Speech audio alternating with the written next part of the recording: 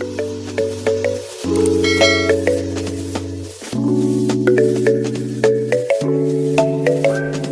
guys! Welcome back to my YouTube channel. Today magluluto tayo ng leftover namin na fried snapper. So isang buo at saka kalahati. Yung buo I will make it fried snapper pesa. At yung kalahati gagawin kong fried snapper sweet and sour o yung escabeche. So let's go and let's cook.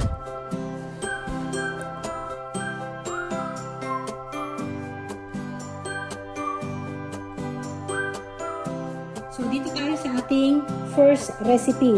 Yung ating leftover fried snapper, gagawin nating pesa. Okay? Ito may sabaw na dish. So kung ano man pong leftover ninyong isda, pwede yon kung tilapia o yung dalag natin. So unang ingredients natin of course yung ating fried fish. And then meron tayong freshly picked na pechay o bok choy. Meron tayong thinly sliced na ginger. Meron din tayong freshly picked din ito na onion leeks. Hindi ko kinat, gusto ko mas mahaba yung gagamitin ko. Meron tayong cooking oil, 1 tablespoon. Onions, half of big onions, chopped. Meron tayong garlic. So, ang gagamitin kong pangsabaw dito guys, para mas maputi yung sabaw is yung pinaghugasan ng bigas. So, ang kukunin ko doon yung pangalawang hugas.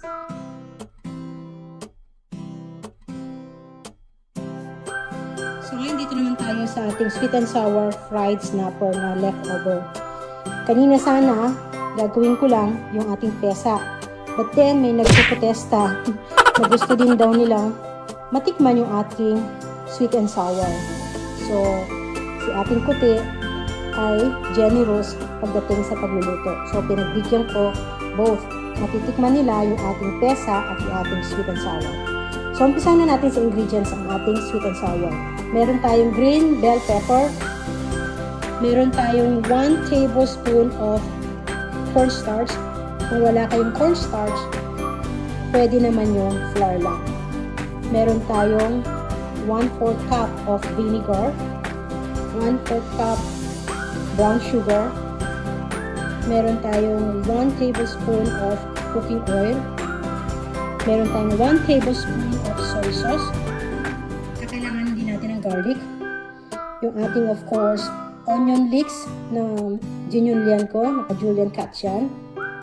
We have onions, slice, cut ng big onions. Of course meron tayong luya o yung ginger, julienne din ang pagkaka-cut. And meron din tayong of course yung ating carrots. Kung meron kayong buong carrots, pwede naman yung round ang pagkaka-slice at kung gusto nyo mas maarte, pwede nyo gawing flower design. So, ako kasi wala akong makita buong carrots sa aking ref. So, yung maliliit lang yung aking nakitang carrots. So, yun na lang ginamit ko. And then, kakailanganin natin ng black pepper. So, umpisahan na natin guys ang pagluluto.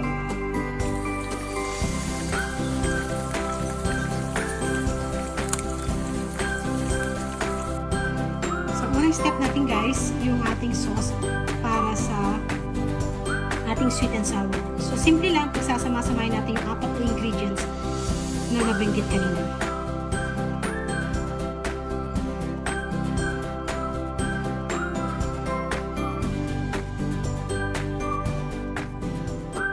So hindi ko nabanggit kanina guys yung ating another ingredients na tubig o yung 1 cup water.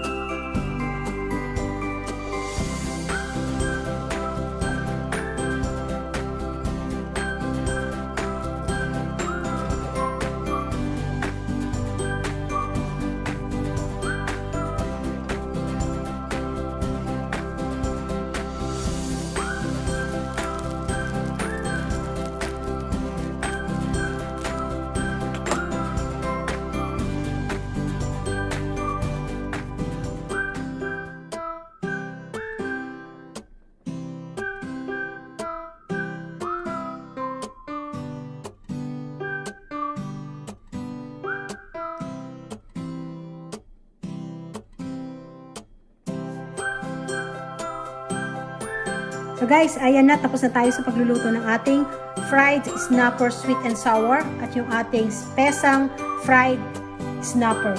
So guys, sana nag-enjoy kayo at may natutuhan kayo kahit papano sa ating video. Please don't forget to subscribe, like, and share this video and click that notification bell para updated kayo sa mga susunod nating videos. Thank you and always be safe guys.